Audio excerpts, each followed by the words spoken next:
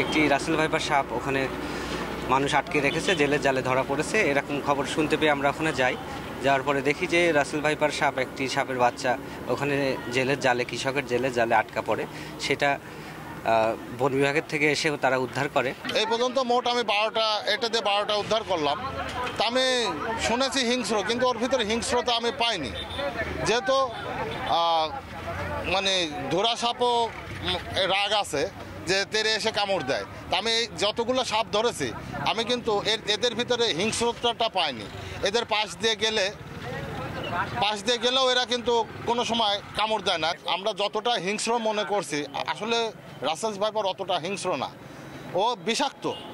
এর থেকে বিষধর সাপ আমাদের দেশে আছে, কালাস, অন্যান্য সাপ, গোখরা, বিষধর সাপ আছে, ওইগুলো তেরে এসে কামড় দেয়। কিন্তু এর ভিতরে আমি তেরে এসে কামড় দেওয়ার কোনো মানে ওই সিমটম নেই। শুধু ও মানে অলস প্রকৃতি, এক জায়গায় চুপ করে পড়ে থাকে, দেখা গেল ওর গার উপর যখন পা পড়ে তখনও কামড় দেয়। উদ্ধার করে আমরা বন বিভাগে দিয়ে দিই, বন বিভাগের কাছে হস্তান্তর করে বন বিভাগের, এখন সেটা বন বিভাগ কি করে সেটা বন বিভাগ জানে। নগদের কাছে সব গ্রাহকই প্রিয়, তাই তো সারা দেশে ক্যাশ আউট চার্জ সবচেয়ে কম।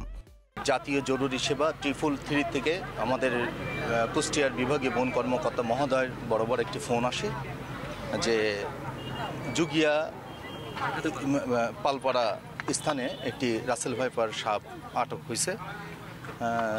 এই সংবাদের ভিত্তিতে সাথে সাথে আমাদের রেঞ্জ কর্মকর্তা তাপস সেনগুপ্তর নির্দেশনা মতো আমার কাছে ফোনটা আসার পরে, যেহেতু আমাদের কুষ্টিয়া সামাজিক বন বিভাগ, আমাদের এখানে আমাদের পর্যাপ্ত ট্রেনিং বা আমাদের ইকুইপমেন্ট খুবই স্বল্পতার কারণে আমাদের কুষ্টিয়ার সবচেয়ে জনপ্রিয় একটি সংগঠন, আর যারা আমাদের মানে সাথে কাঁধে কাঁধ মিলিয়ে সবসময় মানুষের জন্যে, শাহাবুদ্দিন মিলন ভাই দ্রুত আমাদের ডাকে সাড়া দেয় এবং এসে জনসাধারণের মাঝ থেকে এই সাপটি আমরা উদ্ধার করি।